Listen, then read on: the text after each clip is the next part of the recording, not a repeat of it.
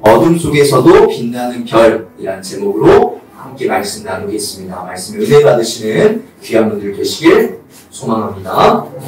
오늘과 다음 주는 에스더서를 통해서 우리가 함께 은혜를 나누려고 합니다. 이 에스더는 페르시아의 포로로 잡혀간 이스라엘 백성의 이야기를 다루고 있습니다. 특별히 에스더와 모르드게를 중심으로 말씀이 진행이 되는데요. 이스라엘에게는 포로로 잡혀간 것이 어둠과도 같은 시기였지만 그 가운데에서도 빛나는 별과 같은 이 에스더의 이야기를 다루고 있는 것이 에스더서입니다. 에스더서에서는 우리가 기억해야 될 인물이 딱 4명 있습니다. 그 외의 인물들은 여러분들이 기억하지 않아도 됩니다. 우선 먼저 왕, 아하수에로 왕이 있습니다. 그리고 에스더 왕비가 있죠. 아하수에로 왕의 포로임에도 불구하고 왕비가 된 에스더가 있습니다. 근데 이제 하만과 모르드게가 있어요. 하만은 페르시아의 2인자입니다. 근데 모르드게는 에스더의 이제 사촌으로서 에스더를 자기 딸과 같이 키웠죠. 근데 하만과 모르드게는 적대적인 관계예요. 적대적인 관계. 이렇게 4명만 기억하시면 됩니다. 우리가 에스더서의 큰 내용들은 아마 다 알고 있을 겁니다. 아하수에로 왕이 와스디를 이제 폐위하고 에스더를 왕비로 세웁니다. 그 과정에서 이제 모르드게가 열심으로 도와주었죠. 근데 2인자였던 하만이 있었는데 모르드게가 자기에게 절을 하지 않으니까 모르드게의 민족인 이스라엘 사람들을 다 멸절하려고 계획을 꾸몄어요. 그런데 진행되다가 하만이 결국 죽게 되는, 하만이, 모르드게가 죽고 이스라엘 민족이 죽는 것이 아니라 이 에스더가 왕에게 찾아가면서 죽으면 죽으리이다 고백하면서 왕에게 찾아가서 결국 하만과 그의 가족들이 죽게 되는 내용이 우리 에스더서라고 볼 수 있을 것입니다. 이러한 내용 가운데에서 너무나 잘하는 내용들을 제가 말씀드린 건데 그것 중에 제가 금요일에는 말씀을 드렸지만 우리가 배경 지식으로 알아야 되는 부분이 한 부분이 있습니다. 바로 어떤 부분이냐면 바로 에스더서 3장의 말씀입니다. 오늘 새 번역으로 한 번 더 교독해서 읽었으면 좋겠습니다. 제가 먼저 읽습니다. 대궐문에서 근무하는 신하들은 하만이 드나들 때마다 모두 꿇어 엎드려 절을 하였다. 하만을 그렇게 대우하라는 왕의 명령이 있었기 때문이다. 그러나 모르드게는 무릎을 꿇지도 않고 절을 하지도 않았다. 모르드게가 그렇게 하니 대궐문에서 근무하는 왕의 신하들이 모르드게를 나무랐다. 어찌하여 왕의 명령을 지키지 않소? 그들이 날마다 모르드게를 타일렀으나 모르드게는 그들 말을 듣지 않았다. 마침내 그들은 하만에게 이런 사실을 알렸다. 그들은 모르드게가 스스로 유다 사람이라고 말한 적이 있으므로 그의 그런 행동이 언제까지 용납될 수 있는지 두고 볼 셈이었다. 하만은 모르드게가 정말로 자기에게 무릎을 꿇지도 않고 자기에게 절도 하지 않는 것을 보고 화가 자기를 치밀어 올랐다. 네, 제가 읽습니다. 더욱이 모르드게가 어느 민족인지를 알고서는 하만은 모르드게 한 사람만을 죽이는 것은 너무 가볍다고 생각하였다. 하만은 아하수에로가 다스리는 온 나라에서 모르드게와 같은 결의인 유다 사람들을 모두 없앨 방법을 찾았다. 내용을 보면 하만이 먼저 너 왜 절하지 않았어 이렇게 하는 것이 아니었습니다. 왕이 하만에게 2인자였기 때문에 하만에게 절을 해라 했는데 이 모르드게가 절을 하지 않았던 거예요.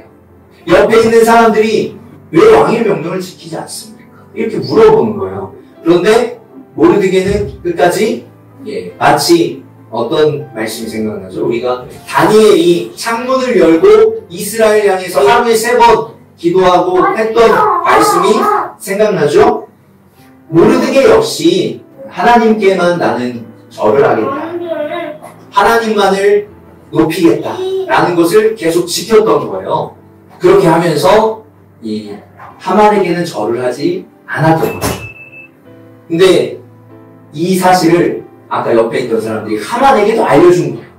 그래서 과연 하만에게도 알려졌는데도 너가 절을 하지 않냐? 그걸 살펴본 거죠. 그리고 어떤 걸 하는 거예요? 싸움 구경하듯이 이 상황이 지금 어떻게 진행되는지를 지금 구경을 하고 있는 거예요. 하만이 이기나 모르드게가 이기나 한번 지켜보자 하는 내용이 지금 오늘 내용입니다. 그런데 여기에서 한 가지, 하만이 어떤 사람이냐? 1절입니다. 아하수에로 왕은 아각 사람 함무다다의 아들 하만을 등용하여 써있죠? 이 아각 사람이 누구냐면 우리 성경에서 보면 아말렉 족속입니다. 아말렉 족속. 아말렉 족속은 하나님의 백성인 이스라엘 사람들과 끊임없이 대립하고 저항했던 대표적인 족속 중에 하나예요. 성경의 출애굽기 17장에 보면 르비딤 전투가 있습니다. 그 전투가 어떤 전투냐면 모세가 손을 들어서 계속 손을 들고 있으면 이기는 전투.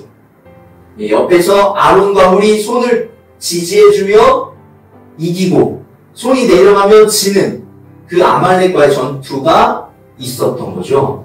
그런데 이스라엘 백성들을 뒤에서 공격을 한 거예요. 아말렉 사람들. 뒤에서 공격하니까 하나님께서 이거는 잘못되었다. 나쁘다. 내가 아말렉 족속을 성경에서 기록에서 지워버리겠다. 이렇게 말씀을 하셨어요.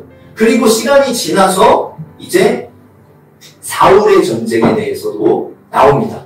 사무엘상 15장에 보면 하나님께서 사울에게 뭐라고 이야기하냐면 너는 이제 가서 아말렉을 쳐라. 그들에게 딸린 것은 모두 전멸시켜라. 사정을 보아주어서는 안 된다. 남자와 여자, 어린아이와 젖먹이, 소떼와 양떼, 낙타와 나귀 등 무엇이든 가릴 것 없이 죽여라. 이렇게 하나님께서 사울에게 말씀하셨어요. 그런데 사울왕이 어떻게 했냐면 아말렉 왕 아각을 사로잡았고 아각 사람이 누구라고요? 하만이라는 거예요. 아각 사람의 후예가 하만이에요. 나머지 백성은 모조리 칼로 쳐서 없애버렸다. 그러니까 지금 하나님께서 다 죽여라 했는데 아각 사람을 살려두었고 그리고 그러나 사울과 그의 군대는 아각뿐만 아니라 양떼와 소떼 가운데서도 가장 좋은 것들과 가장 기름진 짐승들과 어린 양들과 좋은 것들은 무엇이든지 모두 아깝게 여겨 진멸하지 않고 다만 쓸모없고 값없는 것들만 골라서 진멸하였다. 이 사울 왕이 모아서 뭐 했어요? 하나님께 제사 드리려고 좋은 것들을 남겨놓았어요. 그런데 사무엘 선지자가 와서 뭐라고 얘기해요? 순종이 제사보다 낫고 하나님의 말씀을 듣는 것이 수량의 기름보다 낫습니다. 이렇게 하면서 사울 왕이 이제 하나님께서 그 사울 왕을 다른 왕으로 대체하는 결정적인 사건이 이 사건이 되는 거예요. 여기에 누가 지금 개입이 되는 거예요? 아말렉 족속이 개입이 되어 있는 거예요. 물론 이 아각 왕은 사무엘 선지자가 가서 죽여요. 그런데 지금 이 아각 왕의 후손이 살아남아서 하만이 되는 거예요. 페르시아의 2인자가 된 거예요. 근데 우리가 봐야 될 것이 모르드게는 어떤 사람이냐? 모르드게는 베냐민 지파 사람이에요. 사울 왕이 베냐민 지파예요. 그러면 우리가 과거를 생각해 보면 사울 왕 때 전쟁을 했어요. 그래서 사울 왕이 아말렉 족속 거의 다 죽였죠. 맞죠? 근데 이 모르드게가 지금 사울 왕의 후예라는 거예요. 6절에 보면 모르드게가 어느 민족인지를 알고서는 하만은 모르드게 한 사람만을 죽이는 것은 너무 가볍다고 생각했다. 왜 가볍다고 생각한 거예요? 우리 민족을 다 죽였던 원수인 거예요. 모르드게가. 모르드게가 유다인이야? 특히 베냐민 지파야? 우리 사람들 다 죽였던 그 베냐민? 그 사울 왕의 후손이라고? 성격이 너무 포악해서 다 죽이려고 했던 게 아니라 이 복수심이 불타오른 거예요. 물론 그러니까 민족적인 전투라고도 볼 수 있어요. 그러니까 니네가 우리 민족 다 죽였었지? 나도 니네 민족 다 죽일 거야. 이렇게 복수심도 있지만 이 모르드게는 민족적인 것 플러스 하나 종교적인 것. 저는 조금 더 무게 중심을 종교적인 것에 더 두고 싶어요. 그러니까 민족적인 것 때문에 절을 하지 않고 한 게 아니라 하나님을 믿는 사람이기 때문에 사람에게 절을 하지 않으려고 했던 이 모르드게이지만 민족적인 것도 약간 있었다라고 볼 수 있어요. 그러니까 하만이 더 열받는 거죠. 그런 것을 여러분들이 알고 기억했으면 좋겠어요. 근데 특별히 오늘은 이 부분, 이 모르드게가 자신의 신앙을 지키고자 해서 하만에게 절을 하지 않은 부분을 가지고서 우리가 좀 짧게 말씀을 좀 나누었으면 하는데요. 이 모르드게가 그리고 또 에스더가 페르시아의 핍박 속에서도 자신의 신앙을 지켰어요. 타 문화, 타 민족에서 자신의 신앙을 지키는 건 굉장히 어려운 것이에요. 저는 이것을 통해서 어떤 것을 나누고자 하냐면 하나님께서는 언제 어디서나 우리와 함께 하신다는 거예요. 우리가 하나님의 이름을 부르며 예배하는 곳, 그 어느 곳에서든지 하나님은 우리와 함께 하십니다. 주의 이름을 부르며 우리가 기도할 때 하나님께서 응답하시고 우리의 작은 신음에도 하나님은 들으신다는 거예요.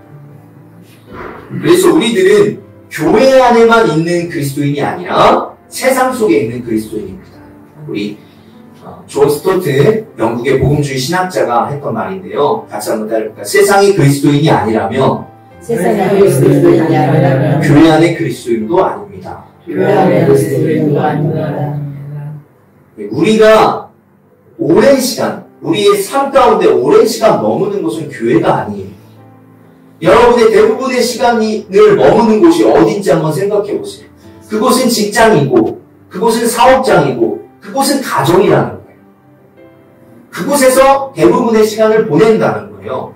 그러므로 우리는 교회에서 내가 어떻게 보낼 것인지 고민하는 것도 중요하지만 교회 사람들과의 관계 안에서 어떻게 보낼 것인가도 중요하지만 그것보다 조금 더 중요한 것은 교회 밖에서 세상 사람들과 함께 있는 시간 가운데에서 내가 어떤 사람으로 보낼 것인지 이것을 고민하고 기도하는 것이 중요하다라는 것이에요.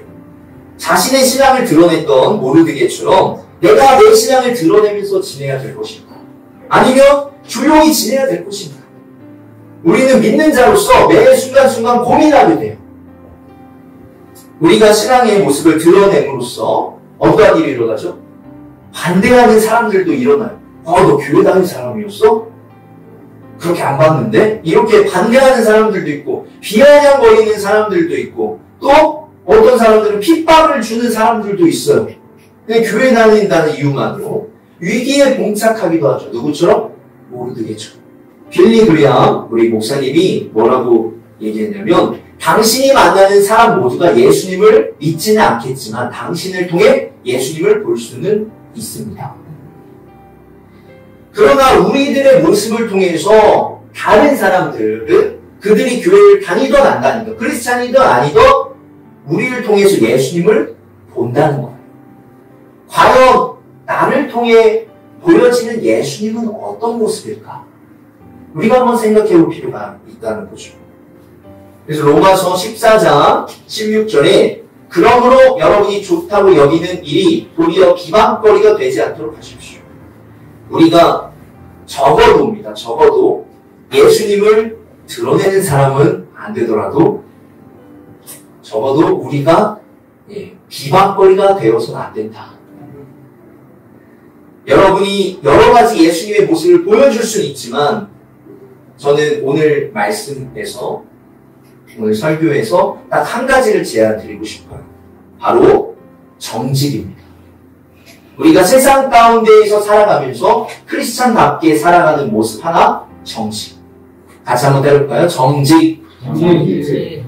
팀 켈러 목사님의 일과 영성이라는 책에서 뭐라고 말씀하시냐면 기독교인은 1절에서 복음을 말로만 전하는 것이 아니라 삶으로 보여주어야 한다. 이렇게 말씀하시면서 모든 정직한 일은 하나님께 드리는 예배가 될 수 있다. 설거지든 건축이든 경영이든 정직한 일이라면 하나님이 기뻐하시는 일이다. 정직하게 살려고 한번 노력해 보시길 바랍니다. 정직하게 돈 벌고 정직하게 일하고 정직하게 지내시려고 노력하시는 분들이 되시길 소망합니다. 그것만으로도 예배가 될 수 있다. 우리들의 삶을 돌아보면서 정직하게 살고자 노력하시는 것이 예배이고 하나님께서 기뻐하시는 일이다. 이것을 기억하면서 하나님, 제가 정직하게 살겠습니다. 이렇게 결단하시는 분들 되기를 간절히 소망합니다. 말씀을 마무리합니다. 에스더서의 주제는 아까 얘기했던 어둠과 같은 이 페르시아의 핍박 가운데에서 그 힘든 삶의 모습 가운데에서도 빛났던, 별과 같이 빛났던 에스더의 삶을 간증하고 있습니다. 우리가 주로 있는 직장이나 가정이 마냥 밝다라고만 말할 수는 없을 거예요. 어둠이 짙은 곳일 수도 있어요. 그러나 여러분들이 그곳에서 예수님을 드러내는 사람으로 살아갈 때 그곳은 밝게 빛날 수 있다라는 것이에요. 여러분을 통하여 가정과 학교와 직장인, 사업장이 밝게 빛날 수 있게 되기를 간절히 소망합니다. 여러분들이 어둠 속에서도 빛나는 별이 되시기를 주의 이름으로 축복합니다. 아멘.